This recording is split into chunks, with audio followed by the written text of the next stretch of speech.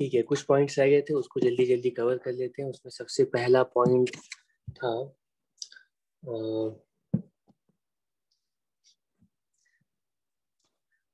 Bragg's law. Bragg's law इसको हम लोग एक्सरे डिफ्रैक्शन यहाँ पर बोलते हैं।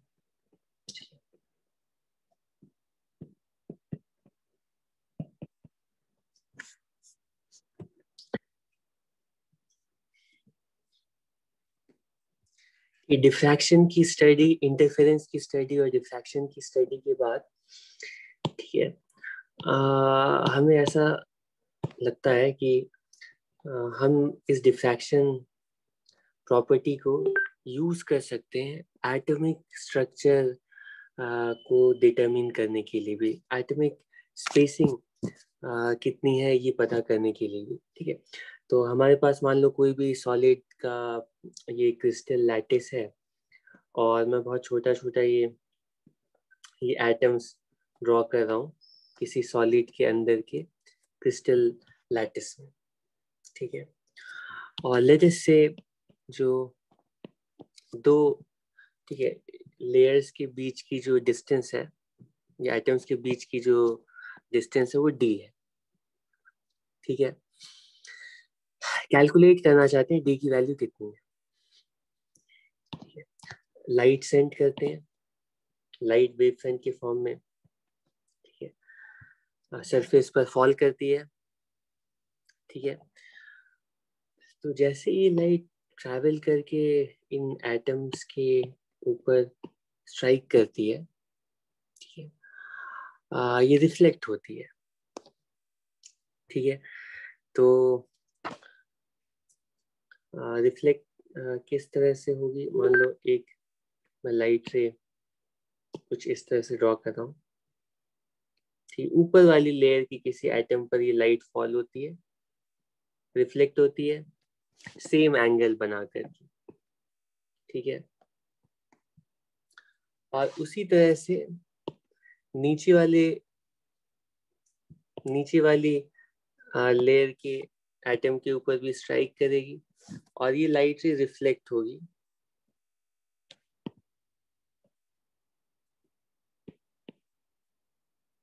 सेम एंगल बना करके। ठीक है, सेम एंगल बना करके। ठीक है, और ये दोनों लाइट रेज जब रिफ्लेक्ट होकर के वापस जाएंगे तो ऑब्जर्वर के लिए ये दोनों लाइट रेज आपस में सुपरपोज करेंगे। ठीक है, लेकिन एटॉमिक स्पेसिंग की वजह से इन दोनों लाइट रेज के बीच में कुछ पार्ट डिफरेंस आएगा, फेज डिफरेंस आएगा। तो वो फेज डिफरेंस कितना होगा, अगर हम लोग ये पार्ट डिफरेंस कितना होगा अगर हम, ठीक है, एंगल ऑफ इंसिडेंस मान लो थीटा रखते हैं, तो थोड़ा कंस्ट्रक्शन करते हैं यहाँ पर और हम बोल सकते हैं यहाँ से परपेंडिकुलर ड्रॉप करते हैं। ये वाली लाइन कुछ इस तरह से परपेंडिकुलर है। ठीक है, ये लाइन इस तरह से परपेंडिकुलर है और उसी तरह से ये वाली लाइन दूसरे वाले लाइट रे पर परपेंडिकुलर है। ठीक है, और हम बोलेंगे ये पैरेलल लाइट रेज के बीच में जो एक्स्ट्रा पार्ट डिफरेंस है, क्योंकि ये वाली लेंथ सेम होगी, ये वाली लेंथ सेम होगी, जो एक्स्ट्रा पार्ट डिफरेंस आ रहा है वो इस पार्ट की वजह से आ रहा है। तो इस पार्ट की लेंथ अगर हमें पता चल जाएगी तो हमें पार्ट डिफरेंस पता चल जाएगा, और ये डिस्टेंस कितनी है वो हम बहुत आसानी से डिटरमिन कर सकते हैं, क्योंकि हमें पता है कि ये इसको डी बोलेंगे और ये थीटा बोलेंगे, तो पार्ट डिफरेंस की वैल्यू आएगी 2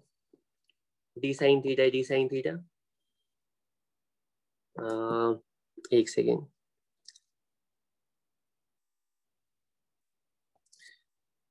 अच्छा, ये एंगल ऑफ इंसिडेंस के टर्म्स में अगर हम निकालेंगे तब तो ये साइन थीटा नहीं आएगा। ये जो थीटा है एक्चुअली वो सरफेस से कितने एंगल पर हम स्ट्राइक कर रहे हैं वो एंगल अज्यूम करते हैं, ये एंगल थीटा है। ठीक है, तो ये एंगल थीटा होगा और ये एंगल थीटा नहीं होगा। ठीक है, मान लो हम सरफेस से थीटा एंगल पर ठीक है स्ट्राइक करते हैं रेस को। ठीक है, तो पार्ट डिफरेंस की वैल्यू कितनी आएगी? 2d sine theta. ठीक है, और अलग अलग एंगल के लिए अलग अलग पार्ट डिफरेंस आएगा। ठीक है, अलग अलग एंगल के लिए अलग अलग पार्ट डिफरेंस आएगा। और अगर इन दोनों रिफ्लेक्टेड लाइट रेज में पार्ट डिफरेंस अलग अलग होगा तो इनका जो सुपरपोजिशन है उनका रिजल्टेंट भी अलग अलग आएगा। ठीक है, तो हम लोग क्या करते हैं, ये मान लो किसी भी सॉलिड का सरफेस है और इसके ऊपर ऐसे लाइट इंसिडेंट कराते हैं और लाइट की जो डायरेक्शन है उसको हम धीरे धीरे धीरे इस तरह से एंगल चेंज करते जाते हैं। ठीक है, और रिफ्लेक्टेड लाइट रेज को ऑब्जर्व करते हैं। ठीक है, तो हम ऐसा देखते हैं कि कुछ स्पेशल एंगल्स हैं जिनके लिए रिफ्लेक्टेड लाइट रे सबसे ज्यादा स्ट्रॉन्ग इंटेंसिटी से आ रही है। ठीक है, और बाकी एंगल्स के लिए बहुत ही वीक रिफ्लेक्टेड लाइट रे आ रही है। ठीक, उसका रीजन है कि ये जो रिफ्लेक्टेड लाइट रे वो एक लाइट रे नहीं है, वो लाइट रेज का सुपरपोजिशन है। ठीक है, अगर ये पार्ट डिफरेंस लैम्डा का मल्टीपल हो जाता है तो कंस्ट्रक्टिव इंटरफेरेंस होगा और उस टाइम में मैक्सिमम इंटेंसिटी की रिफ्लेक्टेड लाइट रे आएगी। ठीक है, तो ये बहुत सिंपल सी टेक्निक है और ये बहुत ही सिंपल अरेंजमेंट यहाँ पर ड्रॉ किया गया है। इसको यूज करके हम पता लगा सकते हैं कि इंटर एटॉमिक स्पेसिंग कितनी है। ठीक है, तो स्टार्टिंग में ये एक्सरे डिफ्रैक्शन की हेल्प से ठीक है एटॉमिक स्पेसिंग कितनी है ये हम कैलकुलेट कर पाते थे। कैसे कैलकुलेट करते हैं? ऑब्वियसली इसके लिए तुम सोच सकते हो कि ये जो पार्ट डिफरेंस है ना वो एक्चुअली इंटर एटॉमिक स्पेसिंग पर डिपेंड करेगा। तो हमें इंटरफेरेंस कंस्ट्रक्टिव होने के लिए हमें पार्ट डिफरेंस की जो वैल्यू है ना वो लैम्डा के ऑर्डर की मतलब वेवलेंथ के ऑर्डर की होनी चाहिए। तो वेवलेंथ जो है मतलब हमें वही लाइट यूज करनी पड़ेगी जिसकी वेवलेंथ इंटर एटॉमिक स्पेसिंग की कंपैरेबल है। तो इंटर एटॉमिक स्पेसिंग रफली 10 मतलब एंगस्ट्रॉम के ऑर्डर की होती है, 10⁻⁻10 के ऑर्डर की होती है। ठीक है, हाइड्रोजन आइटम के लिए तुम लोगों ने पढ़ा है ना ये 0.5 समथिंग एंगस्ट्रॉम के आसपास हाइड्रोजन आइटम की तुम लोग रेडियस कैलकुलेट करते हो। ठीक है, फर्स्ट ऑर्बिट की रेडियस कैलकुलेट करते हो। तो जो एटॉमिक साइजेस है वो 10⁻⁻10 के ऑर्डर के हैं। तो हमें अगर यहाँ पर इंटरफेरेंस कराना है तो हमें जो इलेक्ट्रोमैग्नेटिक वेव यूज करनी पड़ेगी उसकी भी वेवलेंथ इसी ऑर्डर में होनी चाहिए और वो एक्स रे के लिए होती है। ठीक है, तो हम लोग एक्स रे को यूज कर विजिबल लाइट में डिफिकल्ट है बहुत क्योंकि उसकी वेवलेंथ बहुत ही डिफरेंट है।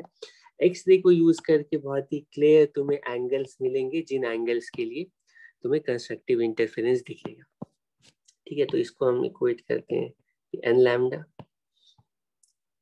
ठीक है, लैम्डा हमें पता होता है कि थीटा हम एक्सपेरिमेंट से पता लगाते हैं और लैम्डा और थीटा की वैल्यू देख करके डी की वैल्यू कैलकुलेट कर लेते हैं। तो तुम्हें एटॉमिक साइजेस या इंटर एटॉमिक स्पेसिंग क्या होगी वो पता चल जाती है।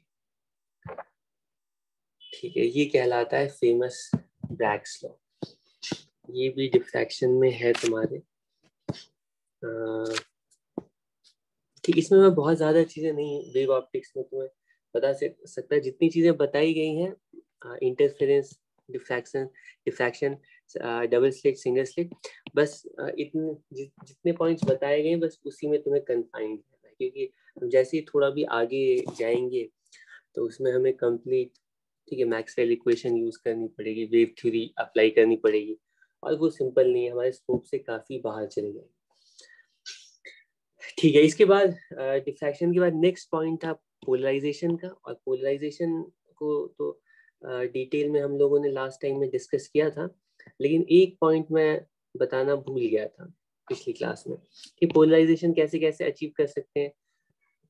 ठीक, ऐसे मटेरियल्स होते हैं हमारे पास कि पोलरॉइड्स बोलते हैं उनको, पोलरॉइड्स। ठीक है, पोलरॉइड्स को यूज करके हम पोलराइजेशन अचीव कर सकते हैं। ठीक है, ये डिस्कस किया था। उसके बाद एक और तरीका है रिफ्लेक्शन यूज करके। रिफ्लेक्शन के थ्रू भी हम पोलराइजेशन अचीव कर सकते हैं।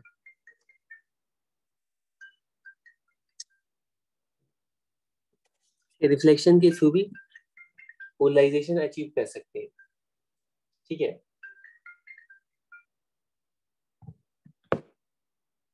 तो रिफ्लेक्शन के थ्रू कैसे अचीव करते हैं तो ये एक्सप्लेन किया था लास्ट टाइम में, और वो फिगर मैं चाहता हूँ अगर हमारे पास है तो इसको कॉपी कर लिया जाए। रिफ्लेक्शन वाला जो केस था ये है, हाँ, ये जो रिजल्ट था इसको मैं एक मिनट कॉपी कर रहा हूँ।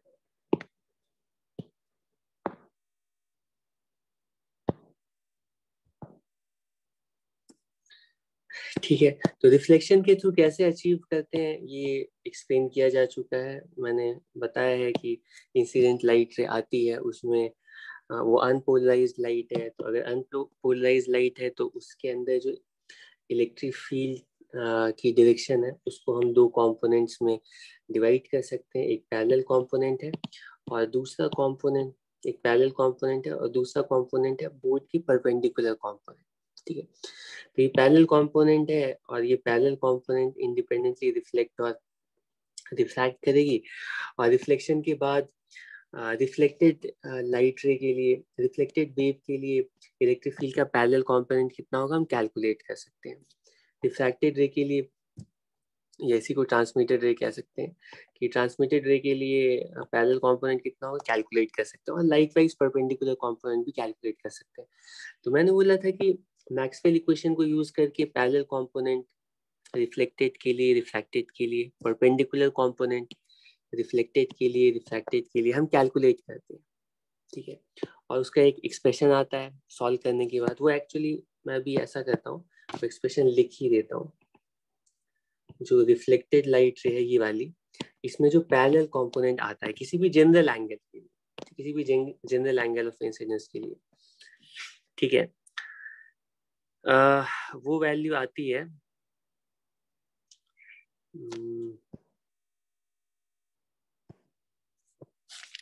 ठीक है, वो वैल्यू आती है, वो वैल्यू आती है μ1, ठीक है, साइन θ1, ठीक है, θ1 ये वाला एंगल, ठीक है, फर्स्ट मीडियम में जो एंगल, उसको यहाँ पे मैंने आई लिखा हुआ है, माइनस μ2 साइन θ2, ये उल्टा लिख दिया सॉरी, ये θ2 यहाँ पे होना चाहिए, तो θ1। सॉल्व करने के बाद जो रिजल्ट आता है ये लिख रहा हूँ, रिफ्लेक्टेड लाइट रे में, रिफ्लेक्टेड लाइट रे में इलेक्ट्रिक फील्ड के पैरेलल कंपोनेंट का एम्पलीट्यूड लिख रहा हूँ। ठीक है, तो एम्पलीट्यूड की वैल्यू कितनी आती है, साइन θ2 प्लस μ2 साइन θ1, ये एक्सप्रेशन आता है। ठीक है,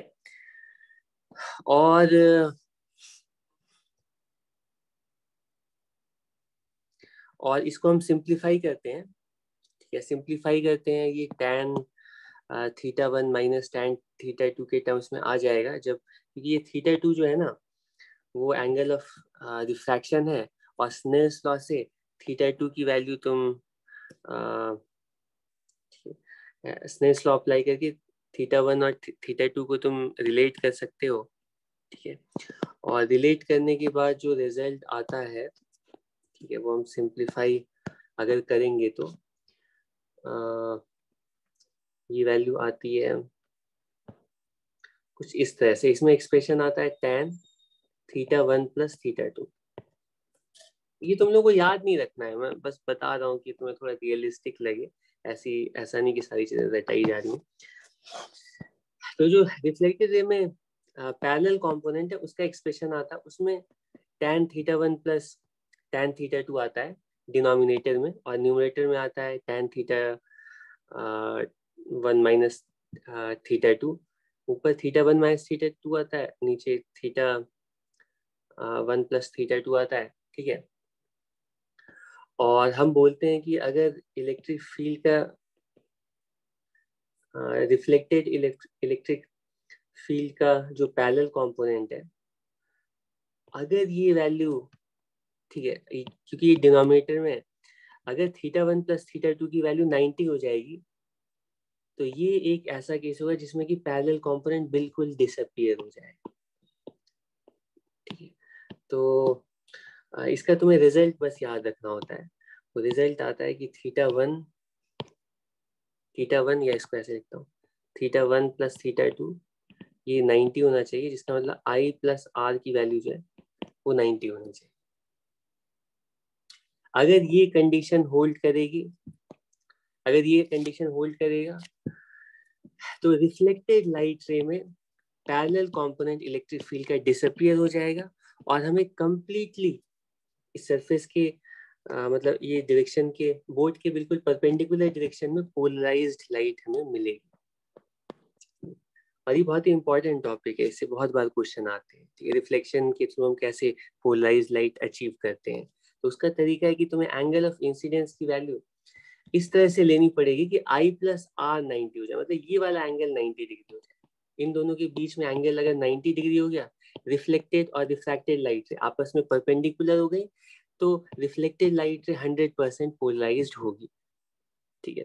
अगर ये दोनों आपस में परपेंडिकुलर है, तो उसके लिए कंडीशन क्या है, कंडीशन हम बोलेंगे, मतलब इस कंडीशन के अकॉर्डिंग एंगल ऑफ इंसिडेंस होना कितना चाहिए, तो हम बोलेंगे कि क्योंकि हमें दोनों मीडियम में रिफ्रैक्टिव इंडेक्सेस पता है, तो स्नेल्स लॉ अप्लाई करके लिखेंगे μ1 sine i equals μ2 sine are.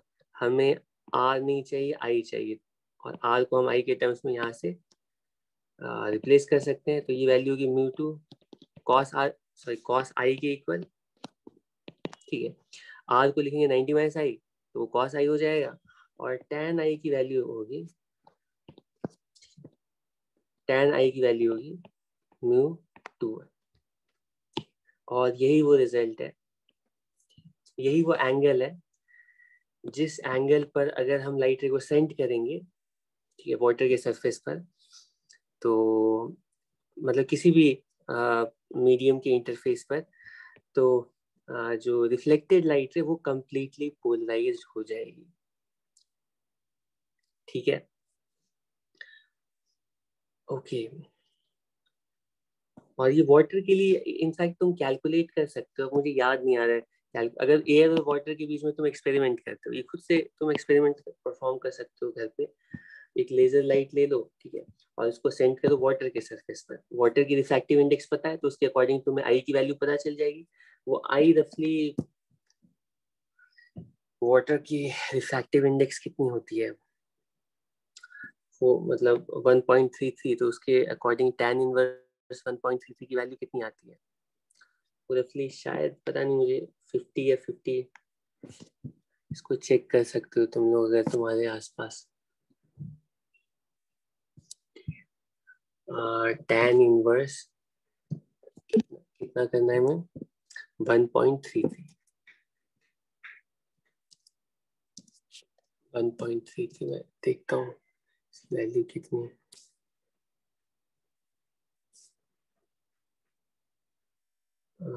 Degree में तो रेडियन में आ गया, 53.1। ये तो ये वो एंगल है, इस एंगल पर अगर तुम वाटर के ऊपर सेंड करते हो लाइट को, तो जो रिफ्लेक्टेड लाइट है वो कंप्लीटली पोलराइज्ड होगी। कैसे पता चलेगा, तो मार्केट में पोलराइड शीट्स भी आते हैं, ठीक है, तो तुम इसके सामने इन शीट्स को रखोगे इस तरह से, इसके थ्रू देखोगे तो तुम्हें इसकी कुछ रिड्यूस इंटेंसिटी दिखेगी। अब इसको तुम रोटेट करोगे, तो रोटेट करते करते एक टाइम ऐसा आएगा कि बिल्कुल तुम्हें डार्क दिखेगा, मतलब सारी लाइट जो है ना ब्लॉक हो जाएगी। वो वो ऐसा टाइम होगा जिसमें कि तुम्हारी पोलराइजर की, पोलराइड की जो पास एक्सिस है वो कंप्लीटली इस लाइट वेव की पोलराइजेशन की डायरेक्शन के परपेंडिकुलर हो गई। ठीक है, पोलराइज, कोई लाइट पोलराइज है या नहीं वो कैसे पता करेंगे? कोई भी पोलराइजर इस तरह का लाओगे और उसको रोटेट करोगे तो कोई एक एक्सिस मान लो इस डायरेक्शन में पोलराइज है, तो तुम्हारे पोलराइजर की जब पास एक्सिस इसके परपेंडिकुलर यूं हो जाएगी तो तुम्हें बिल्कुल डार्क दिखाई देगा। ठीक है, ये तो एक तरीका हो गया पोलराइजेशन का। और फिर फाइनली मैंने थर्ड मेथड बताया था पोलराइजेशन का।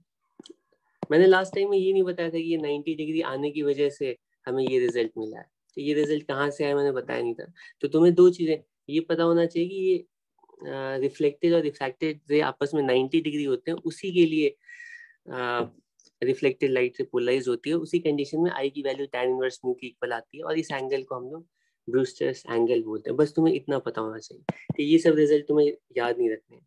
दो चीजें पता होनी चाहिए, ये दोनों परपेंडिकुलर होते हैं, आई प्लस आर की वैल्यू 90 डिग्री। ठीक है, यहाँ पे आर में रिफ्रैक्टेड रिफ्रैक्टिंग एंगल के लिए यूज कर रहा हूँ। ठीक है, कि रिफ्लेक्टिंग एंगल कितना है वो यहाँ पर आई ही लिख दिया है, तो इसमें कंफ्यूजन नहीं रखना है। तो आई प्लस आर की वैल्यू जब 90 डिग्री है उस टाइम में पोलराइजेशन होगा, और उस टाइम में एंगल की वैल्यू कितनी होगी वो सॉल्व करके निकाल सकते हो। उस टाइम में एंगल की वैल्यू tan इनवर्स म्यू के इक्वल होगी। थर्ड मेथड है, एक और मेथड है। ठीक है, ठीक है, वो क्या है, वो है स्कैटरिंग।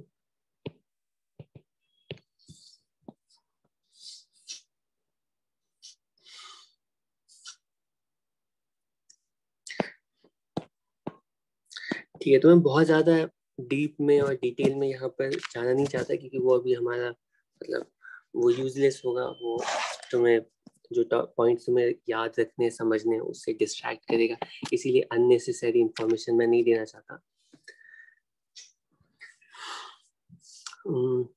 लेकिन मैं थोड़ा हिंट दे ही देता हूँ, नहीं तो फिर कैसे एक्सप्लेन करूँ। थोड़ा बहुत मैं तुम्हें बता देता हूँ कि लाइट अगर वेव है, ठीक है, तो सॉलिड्स है हमारे पास, लिक्विड्स है, उन सरफेसेस पर जब ये लाइट फॉल करती है, ये लाइट वेव फॉल करती है, ठीक है, इस तरह से, ठीक है, तो इसके ऊपर ये एटम्स है, ठीक है, और सॉलिड है तो ये एटम्स बहुत पास है, ठीक है। तो ये लाइट पहले इन एटम्स के साथ इंटरेक्ट करती है, ठीक है, और इंटरेक्ट करने ये जो इंफॉर्मेशन मैं अभी बताने जा रहा हूँ ये एडिशनल इंफॉर्मेशन है, इसकी जरूरत नहीं है। इसको तुम लोग मतलब थोड़ा बहुत तुम्हें एक हिंट देने के लिए, ओवरव्यू देने के लिए मैं बता रहा हूँ। इसको ज्यादा तुम लोगों को इसके बारे में ज्यादा सोचना नहीं है, ये सब डिटेल में तुम आगे अगर परस्यू करते हो ये सारे टॉपिक्स कोर्सेज तो तुम पढ़ोगे। मैंने वेव ऑप्टिक्स में सिर्फ हाइजेंस प्रिंसिपल यूज किया है। हाइजेंस प्रिंसिपल की बेसिस पर ही हम सारे फिनोमेना एक्सप्लेन कर पा रहे हैं कि अभी तक जितना कुछ हम लोगों ने डिस्कस किया है। ठीक, ये लाइट वेव है, ट्रैवल करती है, सरफेस पर फॉल करती है। तो जैसे ये लाइट वेव सरफेस पर फॉल करेगी तो ऑब्वियसली इन सरफेस के या इस मटेरियल के जो एटम्स हैं, मॉलिक्यूल्स हैं, उनसे इंटरेक्ट करेगी, ठीक है। तो जैसे ये लाइट वेव, जैसे ये वेव मान लो ये हमारे पास कोई ऐसा, ठीक है, इस तरह से, ठीक, एटम है, ठीक है, ये मॉलिक्यूल है इस तरह से,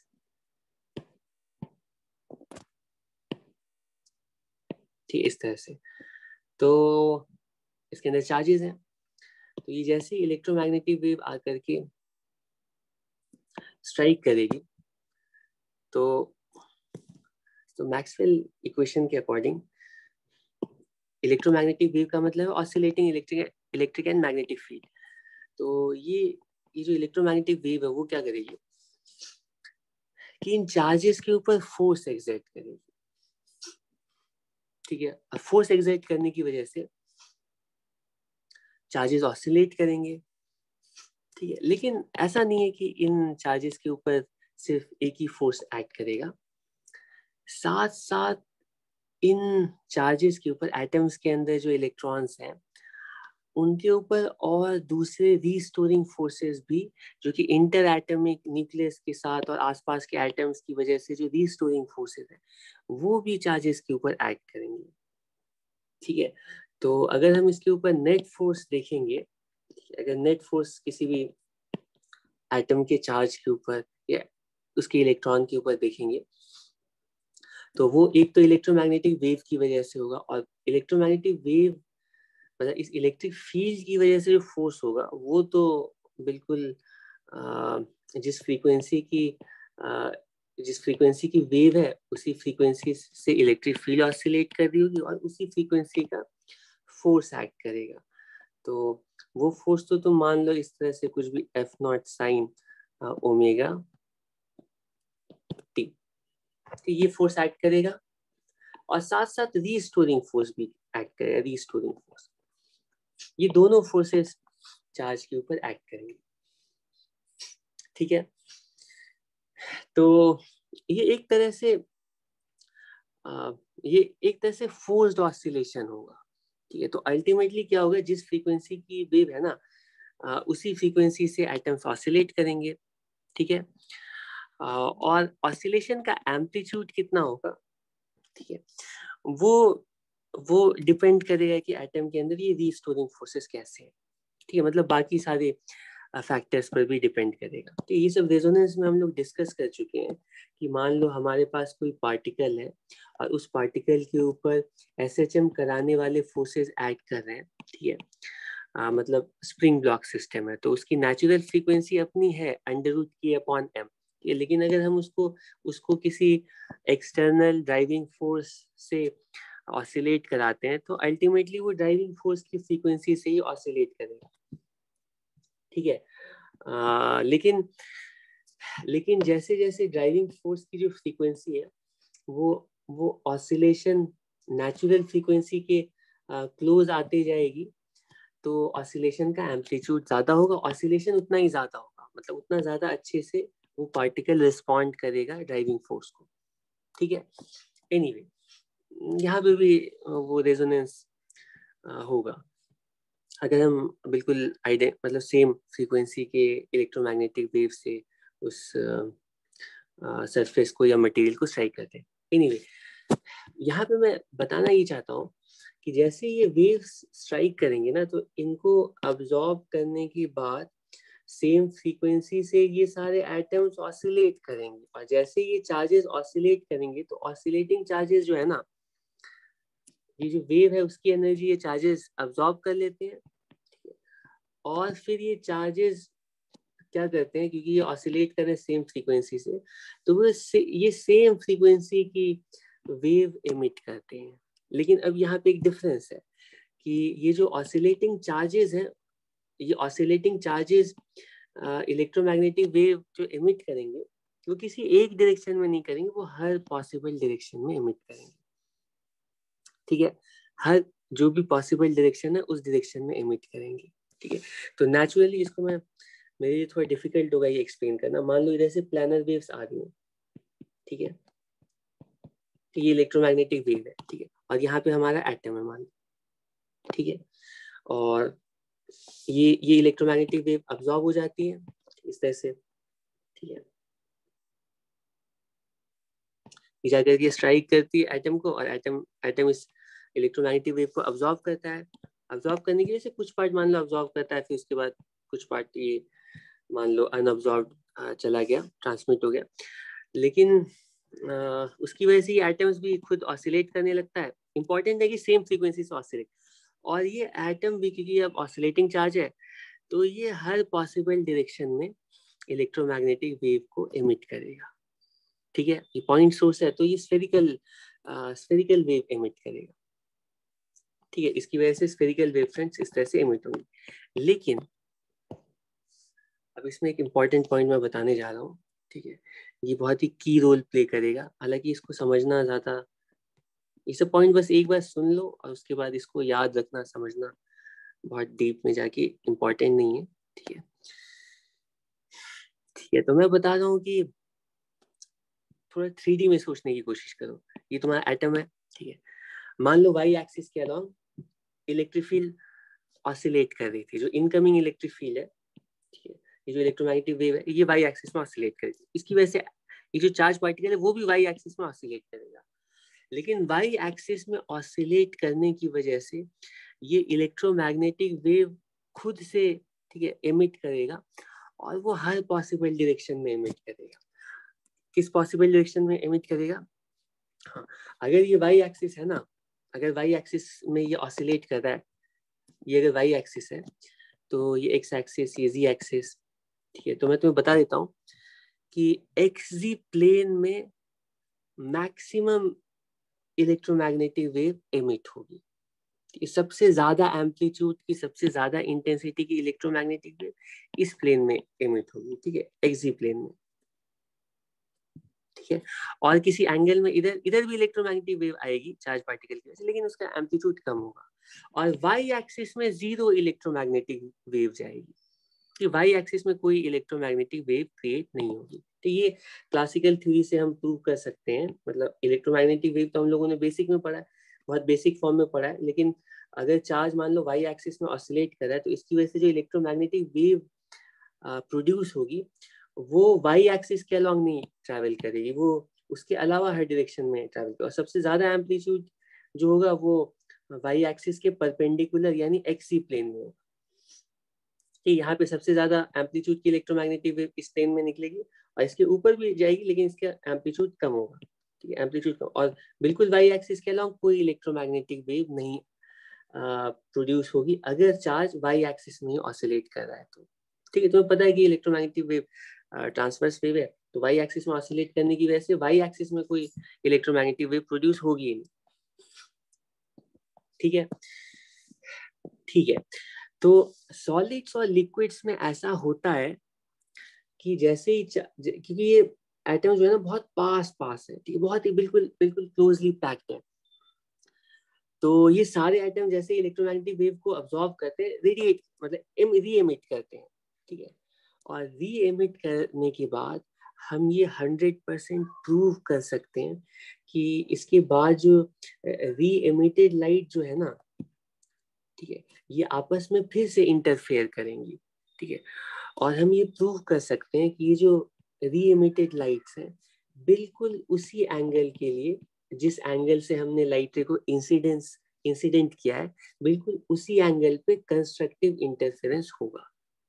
तो उसके अलावा क्योंकि यहाँ पे बहुत सारे सोर्सेज हैं, ठीक है, तो तुम देखोगे कि सिर्फ एक ही पॉसिबल डायरेक्शन है जिसमें कि मैक्सिमम कंस्ट्रक्टिव इंटरफेरेंस होता है, और उसी डायरेक्शन में लाइट रे रिफ्लेक्ट होती है। तो ये जो रिफ्लेक्शन है वो एक्चुअली रिफ्लेक्शन नहीं है, वो एक्चुअली री एमिशन है, ठीक है। ये एटम्स अब्सॉर्ब करते हैं इलेक्ट्रोमैग्नेटिक वेव को, फिर से री एमिट करते हैं, और सबसे मोस्ट जो फेवरेबल डायरेक्शन होती है वो angle of incidence equals angle of reflection पर होती है।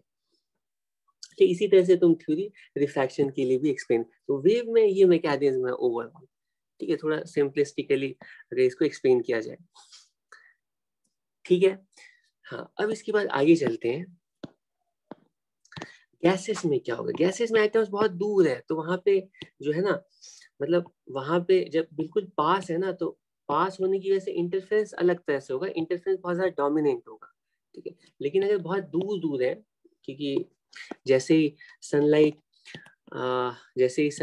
एटमॉस्फेयर में एंटर करती है, जो अपर एटमॉस्फेयर है, उस अपर एटमॉस्फेयर में गैसेस पार्टिकल्स बहुत दूर दूर है, ठीक, बहुत ज्यादा दूर है, तो उनकी सेपरेशन बहुत ज्यादा है, ठीक है। सेपरेशन बहुत ज्यादा होने की वजह से, ठीक है, यहाँ पर भी सारे एटम जो है ना अब्सॉर्ब करते हैं इलेक्ट्रोमैग्नेटिक वेव को, फिर से री रेडिएट करते हैं, इसी को हम बोलते हैं स्कैटरिंग, ठीक है। तो ये जो स्कैटरिंग है वो सारी वेवलेंथ्स के लिए, ठीक है, वो एक ही जैसी नहीं होती। स्कैटरिंग हो सकता है कि किसी एक particular, depending on the material, तो हम यहाँ पर एटमॉस्फेयर डिस्कस करेंगे, तो अलग अलग वेवलेंथ्स के लिए स्कैटरिंग अलग अलग अमाउंट में हो सकती है, ठीक है।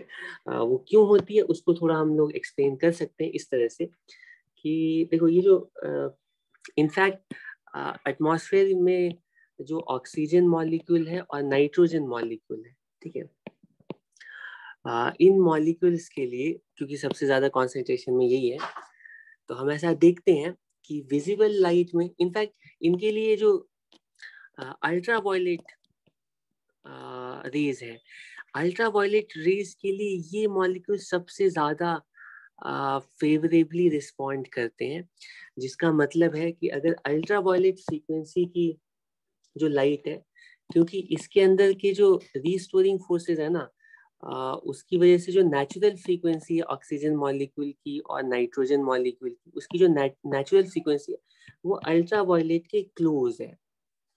ठीक है, तो अल्ट्रा वायलेट अगर आती है तो सबसे ज्यादा ये ऑसिलेशन का सबसे ज्यादा होता है, और ये सबसे ज्यादा इलेक्ट्रोमैग्नेटिक वेव अल्ट्रा वायलेट में फिर ठीक है री-रेडिएट करते हैं।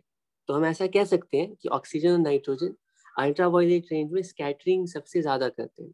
ठीक है, और जो विजिबल रेंज और विजिबल रेंज में भी जो रेड लाइट है या इंफ्रारेड है, उनके लिए इनका रिस्पांस बहुत कम होता है जब इंफ्रारेड फ्रीक्वेंसी आती है, क्योंकि इसकी नेचुरल फ्रीक्वेंसी और इंफ्रारेड की फ्रीक्वेंसी बहुत मिसमैच हो रही है, तो इनका ऑसिलेशन बहुत ही कम होगा, तो उसकी वजह से जो इलेक्ट्रोमैग्नेटिक वेव री रेडिएट होगी बहुत ही कम होगी।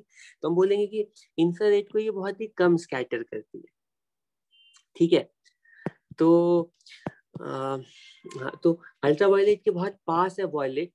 ठीक है, तो violet, blue colour, purple colour, ये सब अल्ट्रा वायलेट के क्लोज है। तो इस वजह से in light rays, in wavelength की लाइट रेज को है वो सबसे ज्यादा ठीक है स्कैटर करता है, जिसकी वजह से हम जैसे एटमॉस्फेयर में लाइट एंटर हुई ना, ये स्कैटरिंग मोस्टली जो है वो अपर एटमॉस्फेयर, जैसे नीचे आएंगे तो वहां पे स्कैटरिंग ठीक है वहां पे, क्योंकि ये जो एटम मतलब ये जो गैसेस मॉलिक्यूल्स हैं वो थोड़ा डेंस हो जाएंगे, वो पास आ जाएंगे, तो वहाँ पे इंटरफेरेंस और दूसरे फिनोमेना भी होंगे, तो वहाँ पे ज़्यादा स्कैटरिंग उस तरह से नहीं हो पाती है। अपर एटमॉस्फेयर में जैसे ही व्हाइट लाइट आती है उसमें से वॉयलेट जो है वो बिल्कुल हर जगह स्कैटर कर जाता है। ठीक है, और बाकी लाइट जो है वो आगे आती है। ठीक है, तो बाकी जो नीचे वाला पार्ट है वहां पे तो सारी लाइट एक ही जैसे सारी लाइट, सारी वेवलेंथ के लिए नीचे वाला जो पार्ट है ऑलमोस्ट एक ही जैसा बिहेव करता है, लेकिन क्योंकि उसमें से जो ब्लूइश लाइट है वो फिल्टर होकर के ऊपर बहुत ज्यादा स्कैटर हो गई है, तो स्कैटर होने की वजह से ठीक है जो ब्लूइश लाइट है वो हर डायरेक्शन से आती है, और इसमें व्हाइट भी मिक्स हो जाता है, बाकी लाइट्स भी मिक्स हो जाती है। तो ओवरऑल जो हमें कलर है स्काई का वो ब्लूइश दिखता है। ठीक है, रेड लाइट जो है वो लीस्ट स्कैटर होता है, तो इसीलिए अगर सन मान लो सनसेट के टाइम में और सनराइज के टाइम में हमें जैसे व्हाइट लाइट निकली तो उसमें से जो रेड लाइट है वो रह जाती है, बाकी ब्लू लाइट तो बीच में ही स्कैटर होके इधर उधर चली गई। ठीक है, तो रेड लाइट बहुत दूर तक ट्रैवल कर पाती है बिना स्कैटर हुए। ठीक है, तो हम लोगों को रेडिश कलर का अपीयरेंस दिखता है, या सन की बिल्कुल आसपास वाले रीजन में देखते हैं हम, तो वहां से तो रेड लाइट क्योंकि आ रही है, इसमें से व्हाइट लाइट चली थी लेकिन उसमें से ब्लू स्कैटर हो गई है, तो रेड लाइट हमें उसके आसपास के रीजन में दिखता है, लेकिन ओवरऑल स्काई में कहीं पर भी देखते हैं तो हमें ये ब्लूइश अपीयरेंस दिखता है। ये सारा बिल्कुल एटमॉस्फेयर के अंदर ऐसा तुम्हें दिखेगा, लेकिन जब तुम बिल्कुल एटमॉस्फेयर के बाहर चले जाओगे तब कैसा दिखेगा, तो मोस्टली व्हाइट लाइट तुम्हें दिखेगी, कि वहां पे bluish colour, reddish colour, orangish colour अलग से तुम्हें नहीं दिखेगा। ठीक है, ओके। हाँ, तो पॉइंट ये है कि क्वेश्चन ये है कि स्कैटरिंग से हम पोलराइजेशन कैसे अचीव करते हैं, तो पोलराइजेशन हम अचीव कर सकते हैं।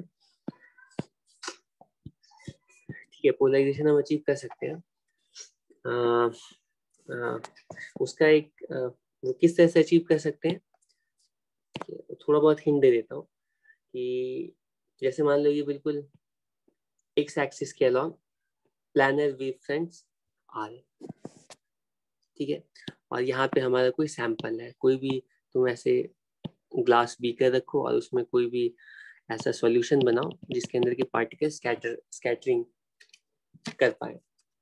ठीक, उसके लिए तुम्हें पार्टिकल का साइज भी प्रॉपर लेना पड़ेगा जो कि वेवलेंथ का ऑर्डर का होगा, है ना, तो वो स्कैटरिंग अच्छे से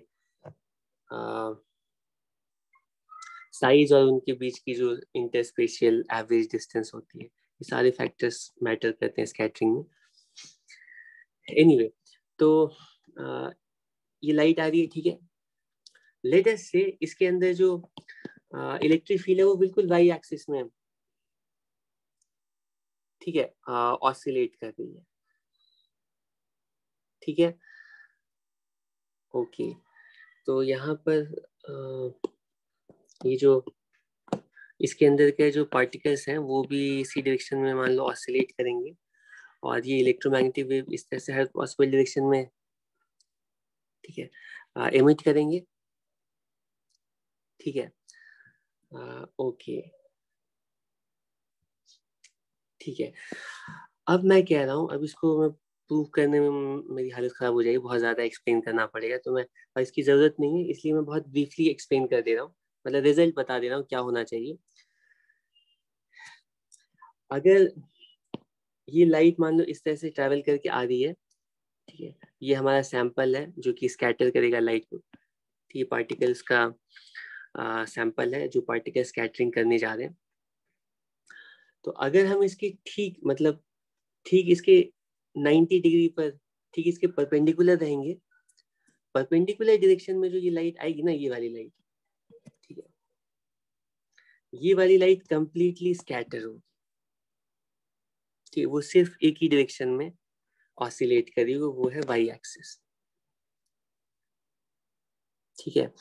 और बाकी किसी भी डायरेक्शन में देखोगे तो वहां पे उसके दोनों कंपोनेंट्स अवेलेबल होंगे। तो दोनों कंपोनेंट्स कौन कौन से, तो जिधर तुम्हारे पास लाइट आ रही है ना, उसके परपेंडिकुलर प्लेन में दोनों कंपोनेंट्स अवेलेबल। यहाँ पे थोड़ा समझने में अगर प्रॉब्लम है तो मैं उसका टॉप व्यू बना देता हूँ, तो यहाँ पे लिख देता हूँ ये टॉप व्यू है हमारा। इसको तुम चाहो तो, ठीक है, इसको भी तुम लोग एक्सपेरिमेंट कर सकते हो। ये टॉप व्यू ड्रॉ कर रहा हूँ, ये मान लो हमारा ये लैब, हमारी लैब है, और लैब में ये टेबल टॉप है, ठीक है, और ये ऊपर से देख रहे हैं, ठीक है, लाइट बिल्कुल हॉरिजॉन्टल डायरेक्शन में ट्रैवल कर रही है, हम बिल्कुल टॉप व्यू ड्रॉ कर रहे हैं, ठीक है, और यहाँ पे हमारा मान लो सैंपल है, ठीक है, इस तरह से, ठीक है। तो मैं कह रहा हूँ कि जैसे ही लाइट एंटर करेगी ना, ठीक है, तो इसमें से कुछ पार्ट स्कैटर होगा, ठीक है, ठीक है, और कुछ पार्ट यहाँ से ट्रांसमिट भी हो जाएगा, कुछ पार्ट इसमें अब्जॉर्ब होकर के री एमिट होगा। तो ये जो डायरेक्शन है, ये वाली डायरेक्शन, इधर और इधर, अगर यहाँ पर हमारा ऑब्जर्वर रहेगा, ठीक है, यहाँ पर या यहाँ पर, तो इसके पास जो इलेक्ट्रोमैग्नेटिक वेव आएगी वो 100% पोलराइज्ड होगी, ठीक है, और पोलराइज्ड भी होगी, और क्योंकि स्कैटरिंग सबसे ज्यादा ब्लू की होगी यहाँ पर भी, नहीं यहाँ पर नहीं, मतलब हमें देखना पड़ेगा कि ये हमने ये कौन सा लिया है, मतलब स्कैटरिंग करने के लिए पार्टिकल्स कैसे हैं वो देखना पड़ेगा, उसके अकॉर्डिंग वेवलेंथ प्रेफर होगी, कुछ वेवलेंथ प्रेफर होगी, कुछ वेवलेंथ प्रेफर नहीं होगी, लेकिन जो भी वेवलेंथ प्रेफर हो रही है वो इस डायरेक्शन में 100% पोलराइज्ड। इसके अलावा किसी भी डायरेक्शन में देखोगे तो उसके लिए तो दोनों कंपोनेंट्स अवेलेबल रहेंगे, ठीक है, लेकिन इन डायरेक्शन में कंप्लीटली पोलराइज लाइट हमें मिलेगी, ठीक है। तो स्कैटरिंग भी एक तरीका है जिससे हम कंप्लीटली पोलराइज लाइट ऑब्टेन कर सकते हैं, ठीक है। अब इसके बाद हमारा रह गया है, ठीक, इसमें इतना ही जानना है तुम्हें। स्कैटरिंग मैंने मैंने तुम्हें बहुत सारी एक्स्ट्रा चीजें बता दी हैं, इस इतने की जरूरत भी नहीं है। जो तुम्हें क्वेश्चंस पूछे जाएंगे उसमें स्कैटरिंग के लिए बस इतना पता है कि वो absorption and re emission scattering होता है, जो कि हाई डायरेक्शन में स्कैटरिंग होती है, और स्कैटरिंग के, हाँ, और पोलराइजेशन की जो बाकी मेथड जैसे बताए ना, मतलब वो एंगल क्या होगा और पोलराइड से मैलस लॉ क्या है, बस ये सब पता होना चाहिए, ठीक है। इसके बाद क्या है, डिस्पर्जन, ठीक है। डिस्पर्जन काफी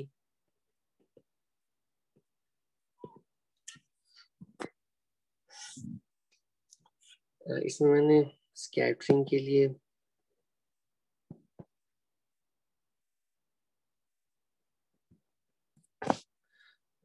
में मैंने एक तो वेवलेंथ का ये बताया कि वेवलेंथ अगर, ठीक है, कम होगी तो स्कैटरिंग ज्यादा होगी, ठीक है। और अच्छा, जब ह्यूमिडिटी रहती है, जब रेनी या क्लाउड का जो कलर है वो तुम देखते हो, वो बिल्कुल वाइट दिखता है, क्योंकि वहां पे सारे, क्योंकि वहां पे जो साइज है वहां पे, क्योंकि वाटर मॉलिक्यूल्स का कंटेंट बहुत ज्यादा बढ़ जाता है क्लाउड्स के अंदर, और क्लाउड के अंदर वाटर मॉलिक्यूल का साइज बढ़ने का मतलब है ये जो वाटर मॉलिक्यूल्स हैं स्कैटरिंग साइज पर डिपेंड करती है, तो वाटर मॉलिक्यूल्स सारे कलर्स को एक ही तरह से स्कैटर करती है, ठीक है। बाकी एटमॉस्फेयर के जो डस्ट पार्टिकल्स हैं और वो तो ब्लू कलर को प्रेफर कर रहे हैं, लेकिन ये जो क्लाउड है उसमें सारे कलर्स क्योंकि सेम, ठीक है, प्रोपोर्शन में स्कैटर हो रहे हैं, तो तुम्हें क्लाउड वाला जो पार्ट है वो वाइट दिखेगा, लेकिन उसके अलावा ब्लूइश कलर दिखेगा। एनीवे, ठीक है, फाइनली डिस्पर्जन, इसको भी कंप्लीट कर लेते हैं।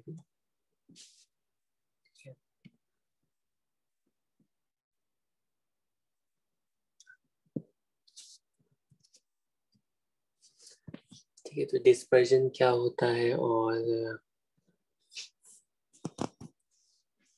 ये हमें क्या क्या चीजें इसमें कैलकुलेट करनी है।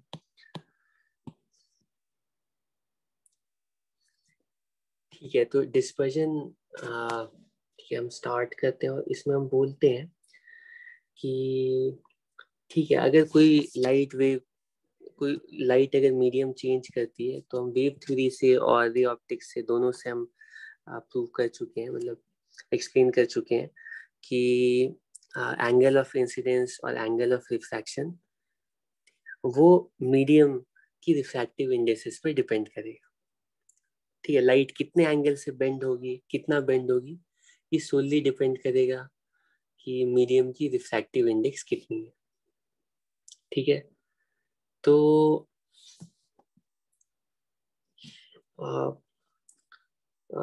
पहले तो लगता है कि किसी भी मटेरियल की जो रिफ्रैक्टिव इंडेक्स है वो सेम होनी चाहिए, लेकिन ऐसा नहीं है। मीडियम की रिफ्रैक्टिव इंडेक्स डिपेंडेंट होती है, ठीक है, इनकमिंग लाइट की वेवलेंथ पर भी। तो रिफ्रैक्टिव इंडेक्स की जो वैल्यू होती है, ठीक, ये बहुत फेमस कॉचीज रिलेशन कहलाता है, लिखते ये वैल्यू रफली होती है ए प्लस, ये A B C some constants है, lambda square C upon lambda 4 plus higher terms,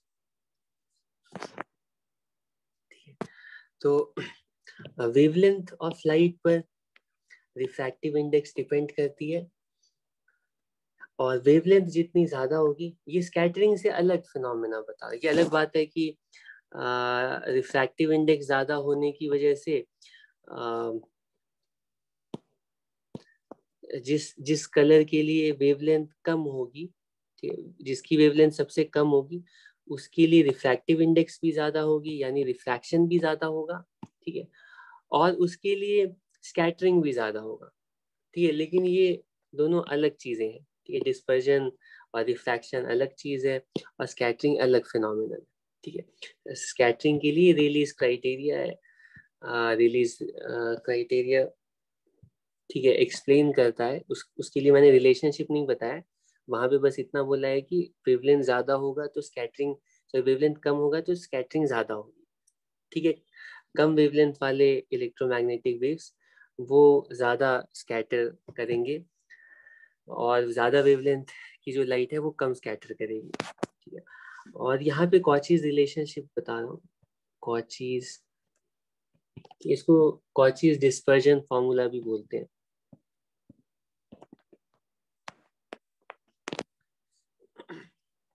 ये फेमस रिलेशनशिप है। तो वेवलेंथ यहाँ पे भी तुम्हें पता चला है कि वेवलेंथ कम है, रिफ्रैक्टिव इंडेक्स ज्यादा है, और वेवलेंथ ज्यादा है तो रिफ्रैक्टिव इंडेक्स कम है, ठीक है। तो अलग अलग वेवलेंथ ऑफ लाइट के लिए रिफ्रैक्टिव इंडेक्स अलग अलग है, जिसका कॉन्सिक्वेंस ये होगा कि अगर हम किसी भी मीडियम पे वाइट लाइट को सेंड करेंगे तो उसके सारे कलर्स सेम एंगल से बेंड नहीं करेंगे। जिसकी रिफ्रैक्टिव इंडेक्स ज्यादा है वो वाली लाइट ज्यादा बेंड करेगी, जिसकी रिफ्रैक्टिव इंडेक्स कम है वो लाइट कम बेंड करेगी। ठीक है, तो वॉयलेट की रिफ्रैक्टिव इंडेक्स सबसे ज्यादा है तो वॉयलेट सबसे ज्यादा बेंड करेगा, और रेड के लिए रिफ्रैक्टिव इंडेक्स कम है तो रेड सबसे कम बेंड करेगा। ठीक है, ठीक है। अगर मान लो हम कोई मोनोक्रोमैटिक लाइट से इस प्रिज्म पर सेंड करते हैं, प्रिज्म हम लोग यूज करते हैं डेविएशन प्रोड्यूस करने के लिए। ठीक है, तो अगर हम किसी मोनोक्रोमैटिक लाइट को, ठीक है, सेंड करते हैं प्रिज्म के ऊपर, तो लेटेस्ट से हमारे पास ये कोई प्रिज्म है और इस प्रिज्म के ऊपर, ठीक है, ये हमारा कोई प्रिज्म है और इस प्रिज्म के ऊपर हम कोई मोनोक्रोमैटिक लाइट सेंड कर रहे हैं। ठीक है, प्रिज्म के लिए लेटेस्ट से ये एंगल ऑफ प्रिज्म ए है, मोनोक्रोमैटिक लाइट सेंड कर रहे हैं। ठीक है, तो ये हम कैलकुलेट कर, ये हम डिराइव कर चुके हैं। ये लाइट ऐसे जा रही है ऐसे, दोनों सरफेसेस पर रिफ्रैक्ट कर रही है। रिफ्रैक्शन की वजह से जो एंगल ऑफ डेविएशन है, ठीक है, वो हम कैलकुलेट कर चुके हैं। ये एंगल ऑफ डेविएशन होता है और अलग अलग एंगल ऑफ इंसिडेंस के लिए अलग अलग एंगल ऑफ डेविएशन होता है।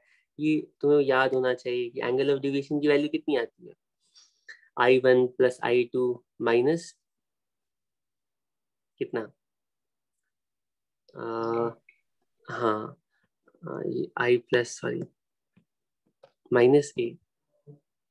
ठीक है, और ये डेविएशन की वैल्यू किसी भी जनरल एंगल ऑफ इंसिडेंस के लिए, ठीक है, ये एंगल ऑफ इमर्जेंस है। और मिनिमम डेविएशन के लिए हम बोलते हैं कि angle of incidence emergence same हो जाते हैं, एंगल ऑफ रिफ्रैक्शन भी दोनों सरफेसेस पर सेम हो जाते हैं। और मिनिमम एंगल ऑफ डेविएशन के लिए हम डिराइव करते हैं कि न्यू की वैल्यू, अगर हमें मिनिमम एंगल ऑफ डेविएशन पता है तो आई की वैल्यू हो जाती है कितनी, डेल्टा प्लस ए अपॉन 2। जब मिनिमम एंगल ऑफ डेविएशन हो रहा है, जब लाइट मिनिमम एंगल से डिवाइड करे, उस टाइम में जो एंगल ऑफ इंसिडेंस है वो a प्लस डेल्टा बाई 2 होता है और r की वैल्यू होती है a बाई 2। ठीक है, तो इनको यूज करके हम प्रिज्म के मटेरियल की रिफ्रैक्टिव इंडेक्स कैलकुलेट कर सकते हैं। ठीक है, a प्लस डेल्टा अपॉन 2, ठीक है, अपॉन साइन a बाई 2। लेकिन इसमें ये याद रहना चाहिए कि ये डेल्टा क्या है, ये डेल्टा एक्चुअली डेल्टा मिनिमम है। ठीक है, ये डेल्टा मिनिमम है, इसको यहाँ पे हाईलाइट करके तुम्हें, ये डेल्टा मिनिमम है। ठीक है, तो मिनिमम डेविएशन पता है तो प्रिज्म के लिए रिफ्रैक्टिव इंडेक्स तुम बता सकते हो।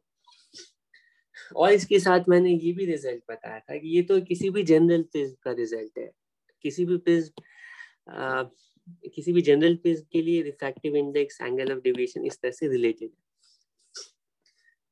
साथ साथ मैंने ये भी बताया था कि अगर हमारा प्रिज्म स्पेशल प्रिज्म है जिसके लिए एंगल ऑफ प्रिज्म की वैल्यू बहुत ही स्मॉल है, ए की वैल्यू अगर बहुत ही स्मॉल है, तो उस केस के लिए सारे एंगल स्मॉल हो जाते हैं, आई आर डेल्टा ए ई सब स्मॉल हो गए।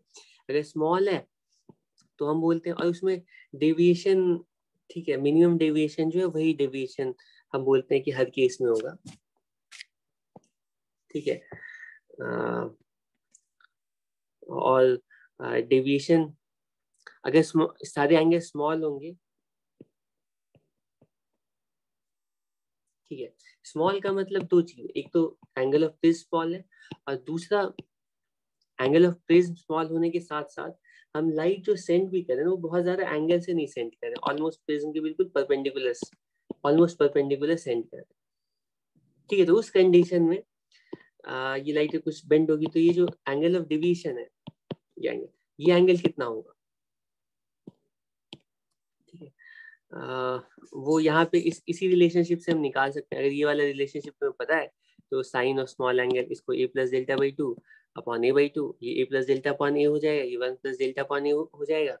और तुम डेविएशन की वैल्यू यहाँ से लिख सकते हो a म्यू माइनस 1 के इक्वल।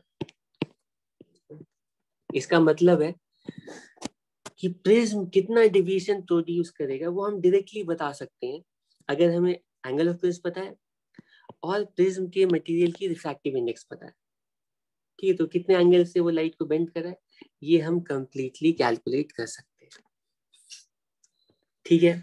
ये डेविएशन की वैल्यू है, ठीक है, स्मॉल एंगल के लिए, ठीक है। तो ऐसे ही स्मॉल एंगल का केस, स्मॉल एंगल वाले प्रिज्म का, ठीक है, केस हम डिस्कस करते हैं। ये हमारे पास सेम टाइप का एक, ठीक है, प्रिज्म है, इस तरह से ये ट्रायंगुलर प्रिज्म है हमारे पास, ये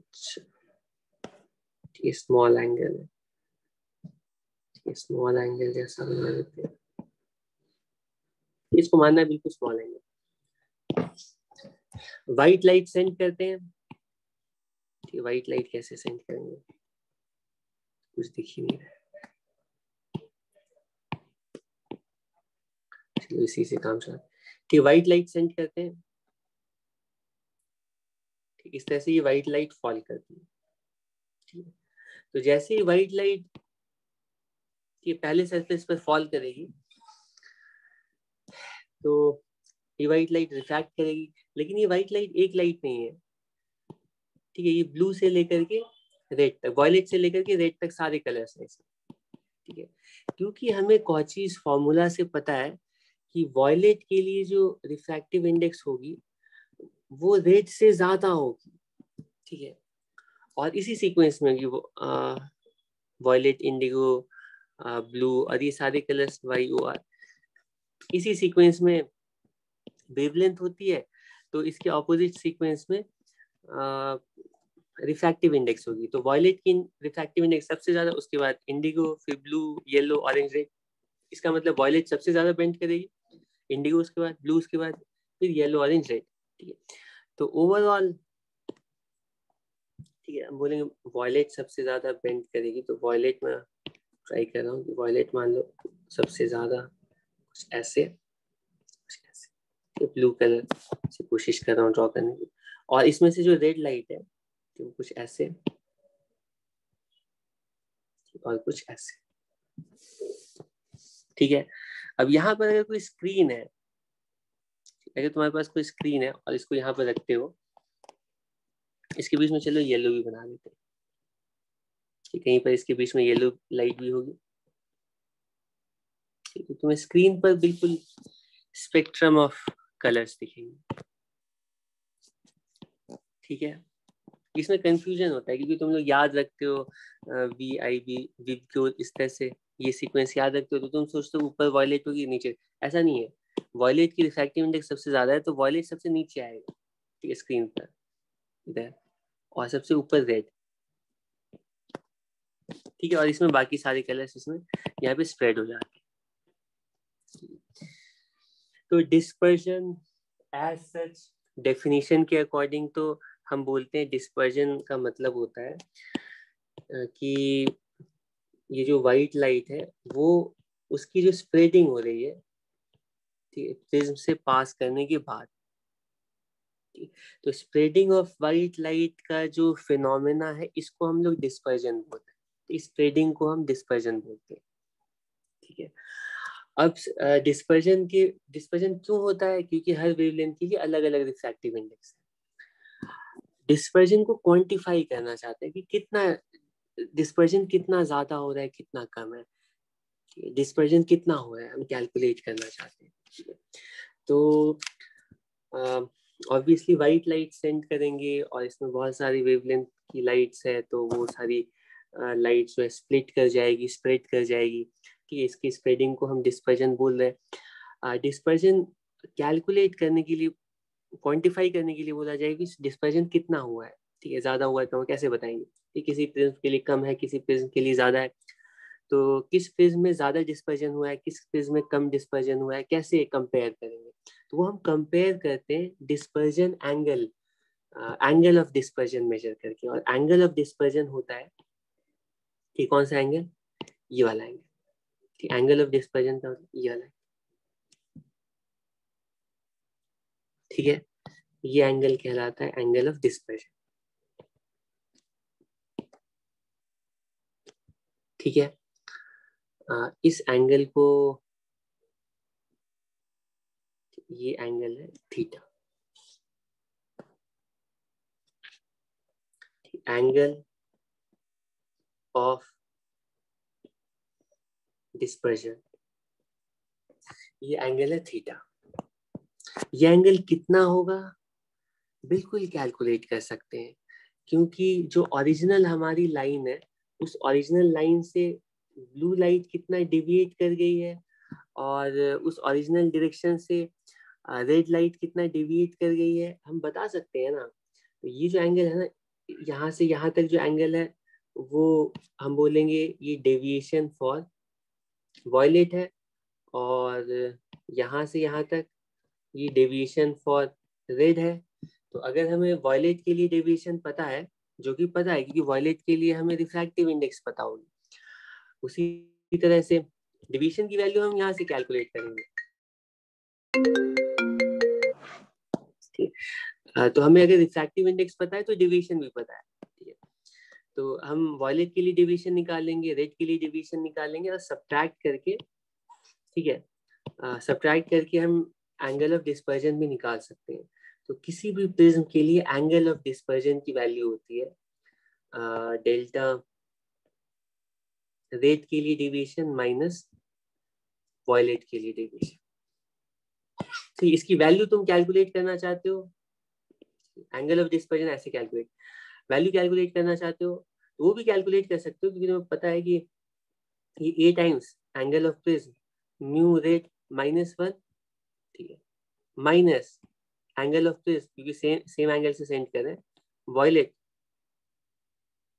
ठीक है, मैंने उल्टा कर दिया, क्या वॉयलेट माइनस रेड करेंगे ना, रेड माइनस वॉयलेट के बाद, वॉयलेट के लिए डिविएशन ज्यादा है तो violet minus red, violet minus red, ठीक है, -1। तो डिस्पर्जन के लिए रिजल्ट आ रहा है ए वॉयलेट माइनस रेड। वॉयलेट की रिफ्रैक्टिव इंडेक्स ज्यादा है, रेड की कम है, तो रिफ्रैक्टिव इंडेक्सेस का जो डिफरेंस है उसके अकॉर्डिंग ये डिस्पर्जन की वैल्यू आएगी। तो डिस्पर्जन दो चीजों पर डिपेंड करती है, एक तो प्रिज्म कौन सा लिया है, प्रिज्म प्रिज्म के लिए एंगल ऑफ प्रिज्म कितना है, ठीक है, और साथ साथ इस पर भी डिपेंड करता है कि, ठीक है, मटेरियल कौन सा है, क्योंकि मटेरियल के अकॉर्डिंग ही रिफ्रैक्टिव इंडेक्स वॉयलेट की रेड की डिसाइड होगी। ठीक है, अलग अलग मटेरियल के लिए वॉयलेट रेड की रिफ्रैक्टिव इंडेक्स अलग अलग आएगी। तो इन दोनों कलर्स के लिए रिफ्रैक्टिव इंडेक्सेस में कितना डिफरेंस है वो डिसाइड करेगा कि अल्टीमेटली डिस्पर्जन कितना होगा। ठीक है, तो डिस्पर्जन तुम कैलकुलेट करोगे। डिस्पर्जन मान लो कहीं पर तुम्हें बताया गया है, मैं सिर्फ वैल्यू बताऊं, मान लो बताया गया डिस्पर्जन 4 डिग्री है, तो तुम्हें समझ में आएगा कि हम व्हाइट लाइट को सेंड कर रहे हैं और वो अल्टीमेटली 4 डिग्री में स्प्रेड हो जाती है। ठीक है, कहीं पे तुम्हें बताया जाए डिस्पर्जन 10 डिग्री है, तो तुम समझोगे कि वहां पे डिस्पर्जन मतलब स्प्रेडिंग ज्यादा हुई है। ठीक है, वहां पे हमें सेपरेट करना ज्यादा आसान है। ठीक है, इसके डिफरेंट प्रैक्टिकल एप्लीकेशन है। डिस्पर्जन कितना होगा इस तरह से हम कैलकुलेट कर सकते हैं। ठीक है, अब क्वेश्चन है कि मान लो तुमसे पूछा जाए कि डेविएशन कितना ज्यादा है, डेविएशन कितना है, तो डेविएशन तो ऑब्वियसली यहाँ पर अलग अलग है, हर एक लाइट के लिए अलग अलग डेविएशन। तो डेविएशन ओवरऑल डेविएशन कितना होगा, जैसे व्हाइट लाइट है तो उसमें तो कोई प्रॉब्लम नहीं है, क्योंकि ये या मोनोक्रोमैटिक लाइट है तो उसमें कितना डेविएशन होगा ये बताना तो कोई प्रॉब्लम नहीं है। लेकिन अब प्रॉब्लम है कि ये जो फाइनल रिफ्रैक्टेड लाइट रे वापस मतलब बाहर आ रही है, वो थोड़ा स्प्रेड कर जा रही है, इस तरह से एक रेंज में इस तरह से स्प्रेड कर जा रही है। ठीक है, तो हम बताना चाहते हैं कि ये जो ओवरऑल ये स्प्रेड होने के बाद भी इनिशियल डायरेक्शन से बेंडिंग तो हुई है ना, तो डेविएशन, ठीक, डेविएशन जो है कोई एक वैल्यू नहीं है, डेविएशन एक रेंज में अकर कर रही है। तो हम यहाँ पर अगर डेविएशन पूछा जाए तो यहाँ पर हम डेविएशन की एवरेज वैल्यू बताएंगे। ठीक, हम प्रेफर करेंगे डेविएशन की एवरेज वैल्यू बताना। ठीक है, तो एवरेज वैल्यू बताने का दो तरीका हम लेते हैं। एक तो प्रॉपर मैथमेटिकल तरीका है एवरेज डेविएशन निकालने का। एवरेज डेविएशन तुम बोलोगे, एक काम करते हैं, वॉयलेट के लिए डेविएशन, रेड के लिए डेविएशन अपॉन 2, एक तरीका ये है। और इसको सॉल्व करके पता चलेगा कि डेविएशन की वैल्यू आ रही है डेविएशन की वैल्यू आ रही है ए म्यू एवरेज -1। ठीक है, चेक कर सकते हो। इन दोनों को सब्स्टिट्यूट करके वैल्यूज पुट करोगे, ठीक है, तो ये कुछ वैल्यू वो होगी म्यू, यहाँ पर आएगा mu violet plus mu red upon 2, ये एवरेज रिफ्रैक्टिव इंडेक्स होगा। ठीक है, दूसरा तरीका है एवरेज डेविएशन कैलकुलेट करने का। हम बोलते हैं कि रेड और वॉयलेट के लिए जो एवरेज रिफ्रैक्टिव इंडेक्स होगी वो ओवरऑल इस वाइट लाइट की एवरेज रिफ्रैक्टिव इंडेक्स के इक्वल होगी। वो ऑलमोस्ट रेड ऑलमोस्ट येलो की रिफ्रैक्टिव इंडेक्स के आसपास होनी चाहिए। तो इसके बीच में जो कलर है ना, हालांकि बिल्कुल बीच में तो ग्रीन आता है, लेकिन हम एक्सपेरिमेंटली बोलते हैं कि जो एवरेज रिफ्रैक्टिव इंडेक्स है इस पूरे वाइट लाइट की, वो येलो की रिफ्रैक्टिव इंडेक्स के इक्वल होगी। ठीक है, तो हम बोलते हैं कि अगर तुम्हें एवरेज डिविएशन निकालना है, वाइट लाइट के लिए एवरेज डिविएशन निकालना है, तो येलो लाइट के लिए डिविएशन कैलकुलेट कर लो, ये एवरेज डिविएशन होगा। एवरेज डिविएशन किस पर डिपेंड करेगा? प्रिज्म पर डिपेंड करेगा और मटेरियल ऑफ प्रिज्म पर, मतलब प्रिज्म एंगल पर और मटेरियल ऑफ प्रिज्म पर। ठीक है, उसके बाद जैसे ही हम डिस्पर्जन देखते हैं और डिविएशन देखते हैं, अच्छा मैं एक्सपेक्ट कर रहा हूँ कि ये चीज तुम अच्छे से समझ रहे हो कि अगर हमारे पास बहुत ही थिन, मान लो 1 डिग्री वाला प्रिज्म है, तो हर एक लाइट ना कम एंगल से डिविएट करेगी, और इनके बीच में जो हर एक लाइट कम एंगल से डिविएट करे और इनके बीच का जो गैप है, इनका जो डिस्पर्जन है वो भी कम होगा। और अगर हमारे पास थोड़ा ज्यादा एंगल का प्रिज्म है, तो हर एक लाइट ज्यादा एंगल से बेंड करेगी और इसके लिए डिस्पर्जन भी ज्यादा होगा। ठीक है, अगर एंगल ऑफ प्रिज्म ज्यादा है, मतलब कि अगर डिविएशन ज्यादा है तो डिस्पर्जन ज्यादा होगा ही। ठीक है, मैं क्या कह रहा हूँ समझ रहे हो? अगर ज्यादा डिविएशन है, ठीक है, एंगल ऑफ प्रिज्म ज्यादा होने की वजह से ज्यादा हर लाइट बेंड कर रही है, तो ओवरऑल डिस्पर्जन ज्यादा हो गए। ठीक है, तो हम लोग एक नई क्वांटिटी यहाँ पर डिफाइन करते हैं और उसका नाम रखते हैं डिस्पर्सिव पावर। ठीक है, और डिस्पर्सिव पावर हम डिफाइन करते हैं,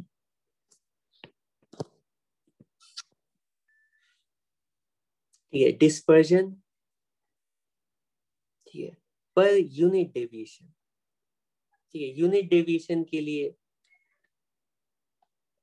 डिस्पर्जन कितना हो रहा है, और ये value independent of the angle of prism आती है।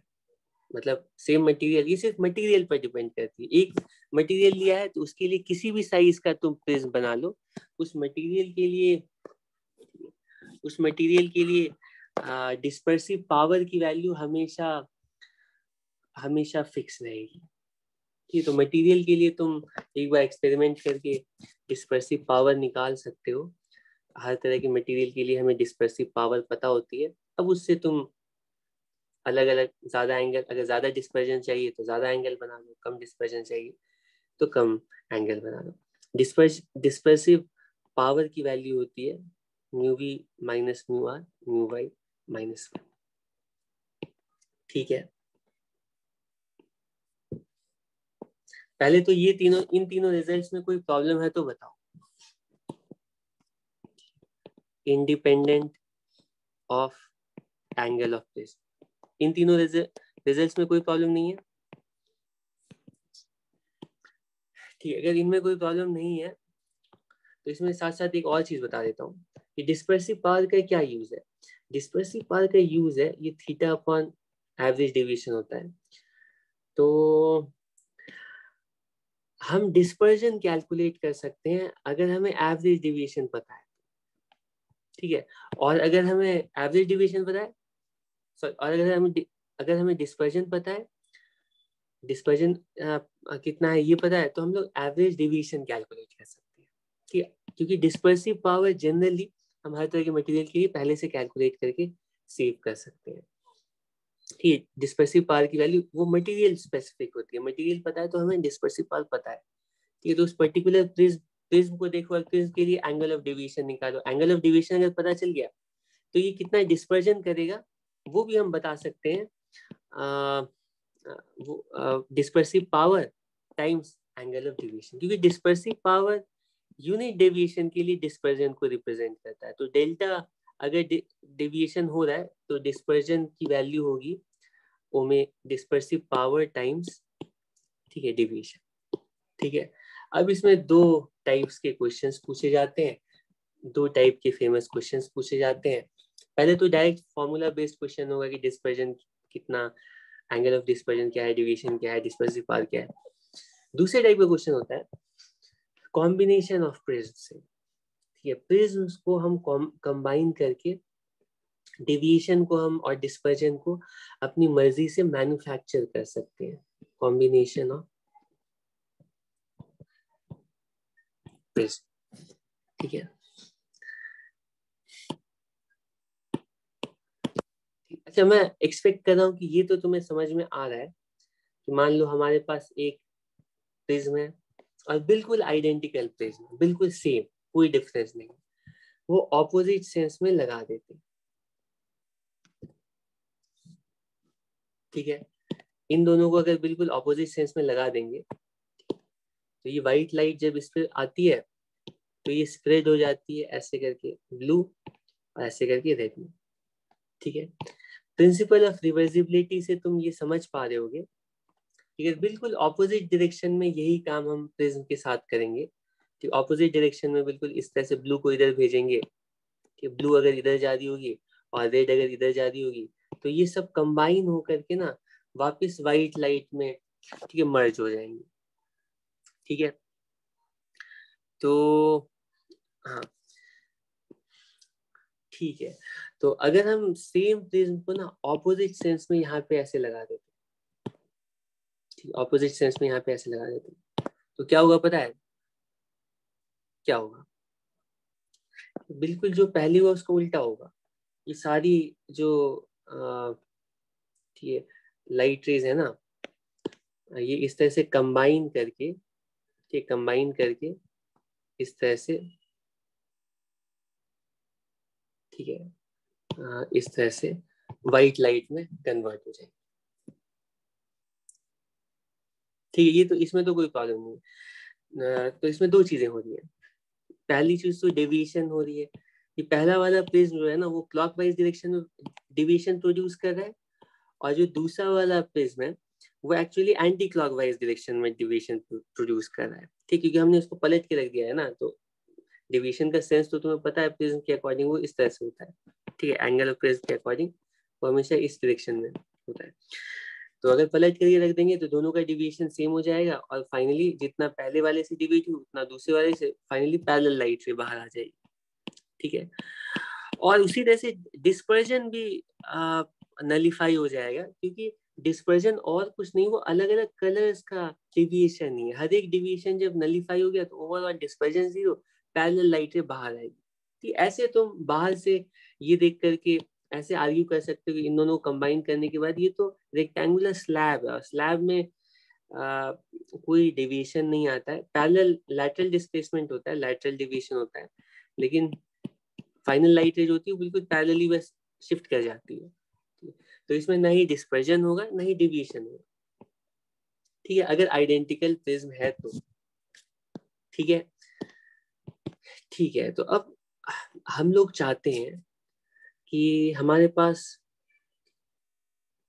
ठीक, हम चाहते हैं कि हम इस तरह के एक प्रिज्म हमारे पास ऑलरेडी है, इसके लिए सारी चीजें हमें पता है, ठीक है, ठीक है। दूसरा प्रिज्म है, उसके लिए भी दूसरा प्रिज्म जो है, दूसरे प्रिज्म को हमें मैन्युफैक्चर करना है। मतलब पहला प्रिज्म है उसके लिए मान लो एंगल ए है और उसके लिए रिफ्रैक्टिव इंडिसेस म्यू वी और म्यू आर है, ठीक है, सारी चीजें इसके लिए पता है कि जैसे व्हाइट लाइट आएगी डिस्पर्जन भी होगा, डिविएशन भी होगा। तो पहले पहले पार्ट में बोला गया है कि हमारे पास एक दूसरा प्रिज्म है, ठीक है, दूसरा प्रिज्म का मटेरियल है, वो प्रिज्म नहीं है अभी हमारे पास इस तरह का कोई ऐसा सॉलिड मटेरियल है, ठीक है। और ये जो मटेरियल है ना वो अलग मटेरियल है, सेम मटेरियल नहीं है, तो उसकी जो रिफ्रैक्टिव इंडेक्स होगी वो सेम नहीं होगी। ये हमारा ये पहला प्रिज्म था और दूसरा वाला जो प्रिज्म है उसका मटेरियल अलग होने का मतलब है कि उसका मटेरियल कुछ और है, इस तरह का मान लो डिफरेंट मटेरियल का बना हुआ ऐसा हमारे पास कोई स्लैब है। अब इसको हमें काट करके एक प्रिज्म बनाना है, ठीक है। इसके लिए हमें पता है कि रिफ्रैक्टिव इंडेक्स, ये कोई दूसरा ग्लास है, ठीक है, क्राउन ग्लास है, फ्लिंट ग्लास है, अलग अलग कैटेगरी होती है ग्लास की, उसके लिए रिफ्रैक्टिव इंडेक्सेस अलग अलग होते हैं, थोड़े थोड़े अलग अलग होते हैं। इसके लिए म्यू वी डैश है रिफ्रैक्टिव इंडेक्स, क्योंकि अलग मटेरियल है तो इसके लिए अलग रिफ्रैक्टिव इंडेक्स है, और म्यू आर डैश है, इनफैक्ट इसके लिए म्यू वाई और म्यू वाई डैश, ये सारी चीजें हमें पता है दोनों के लिए। पहले के लिए एंगल ऑफ प्रिज्म ए है, तो क्वेश्चन में पूछा गया है कि हम दूसरा प्रिज्म यहाँ पर लगाना चाहते हैं और इस तरह से लगाना चाहते हैं कि फाइनल लाइट रे जो बाहर आए, ठीक है, उसमें डेविएशन 0 हो जाए। डेविएशन 0 का मतलब है कि फाइनल लाइट रे जो बाहर आएगी वो जो इनिशियल डायरेक्शन है उसी डायरेक्शन में बाहर आए, ठीक, उसमें कोई कोई ऐसे वो किसी भी डायरेक्शन में बेंड ना हो। हम चाहते हैं डेविएशन 0 हो जाए। तो डेविएशन 0 होने के लिए, ठीक है, हमें कितना, ठीक है, प्रिज्म का एंगल क्या लेना पड़े, ए डैश कितना लेना पड़ेगा, ठीक, ए डैश की वैल्यू क्या होगी, कैसे सॉल्व करेंगे, कैसे सॉल्व करेंगे बताओ। ये सिंपल है, इसको सॉल्व करने में सोचना क्या है, हम बोलेंगे दूसरा ऐसे करके प्रिज्म यहाँ पर लगा देते हैं। ए डैश की वैल्यू कितनी है मुझे पता नहीं है, लेकिन मुझे पता है कि इसकी वजह से जो डेविएशन होगा ना वो ऑपोजिट सेंस में होगा, क्योंकि मैं ऑपोजिट, अगर सेम सेंस में लगा देंगे तब तो दोनों का डेविएशन ऐड हो जाएगा, डेविएशन नलीफाई हो ही नहीं सकता है, इसीलिए ऑपोजिट सेंस में लगाना पड़ेगा।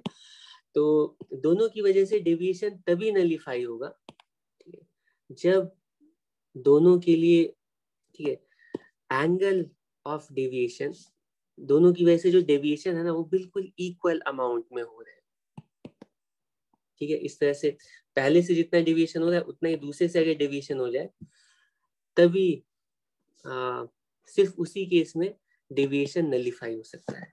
तो हम बोलेंगे अगर डेविएशन 0 करना है, डेविएशन नलीफाई करना है, क्या लिखेंगे, पहले की वजह से डेविएशन, ठीक है, और दूसरे की वजह से डेविएशन सेम हो जाए। पहले की वजह से डेविएशन कितना होगा ए, ये तो तुम्हें याद होना चाहिए, म्यू वाई -1, और दूसरे की वजह से डेविएशन ए डैश म्यू वाई डैश -1। बाकी सारी चीजें गिवन है, तो ए डैश की वैल्यू कितनी होगी वो हम एग्जैक्टली यहाँ से कैलकुलेट कर सकते हैं।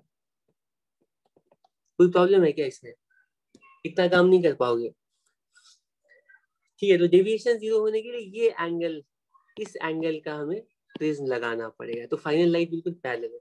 अब क्वेश्चन उठता है कि डेविएशन अगर 0 है तो इस अरेंजमेंट में अगर हम डेविएशन को 0 करें तो डिस्पर्जन कितना होगा। डिस्पर्जन 0 नहीं होगा, डिस्पर्जन 0 करने के लिए तो तुम्हें बिल्कुल आइडेंटिकल प्रिज्म यूज करना पड़ेगा।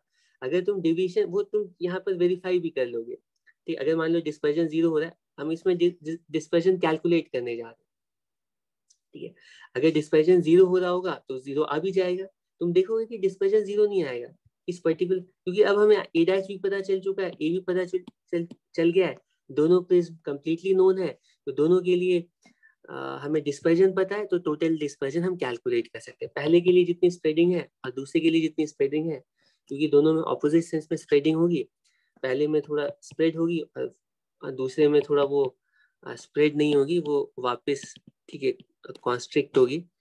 तो वापस आने के बाद जो फाइनल लाइट रेज है, ये लाइट रेज ऐसे पैरेलल हो जाएंगी, ठीक है, सॉरी, ये थोड़ा सा इस तरह से, ये फाइनल लाइट रेज है, ये कितने एंगल से, ठीक, इसमें से जो ये येलो लाइट आ रही है ना ये बिल्कुल पैरेलल आ रही है जो पहले थी, लेकिन ये तो एवरेज डेविएशन, एवरेज डेविएशन 0 हो गया, लेकिन ओवरऑल ये स्प्रेडिंग कितनी है, तो स्प्रेडिंग हम कैलकुलेट कर सकते हैं कि फाइनल लाइट जो आ रही है उसमें सारे कलर्स हैं और वो कितने एंगल से स्प्रेड हुए वो हम कैलकुलेट कर सकते हैं, ठीक है। नेट डिस्पर्जन, ये वैल्यू कितनी होगी, θ1 - θ2, और ये दोनों वैल्यूज हमें पता है। θ1 की वैल्यू बताओ कितनी होगी,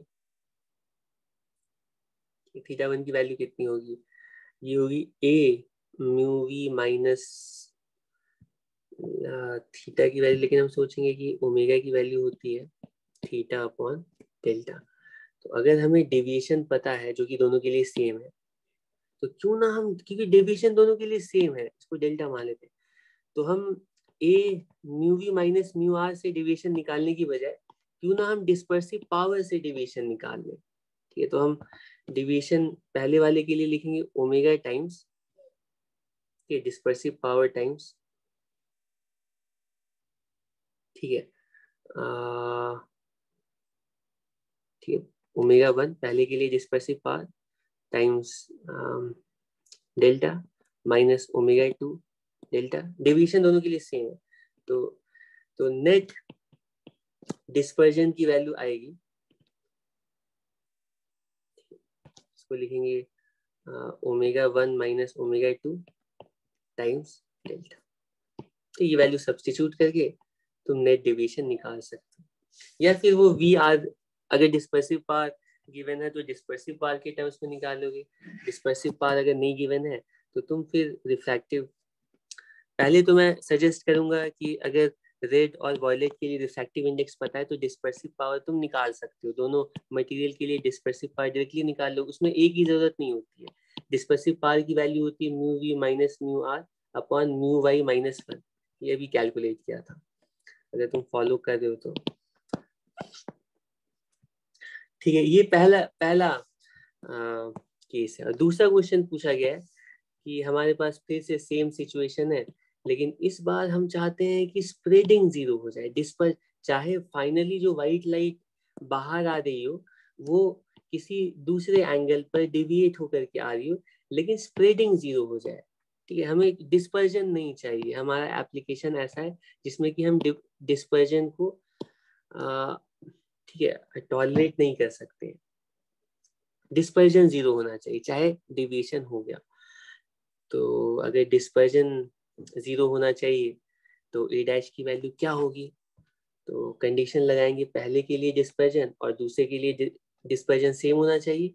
पहले के लिए डिस्पर्जन की वैल्यू होगी mu V minus mu R, दूसरे के लिए डिस्पर्जन की वैल्यू होगी, अब तुम बोलोगे यहाँ पे क्यों ना हम ओमेगा वन और डेल्टा वन यूज करें, यहाँ पे हमें दोनों के लिए डेविएशन सेम नहीं है तो डेविएशन यूज करके हम नहीं लिख सकते। ठीक है, तो अलग अलग डेविएशन निकालना पड़ेगा फिर, और वो फाइनली यही फॉर्म, यही रिजल्ट आएगा।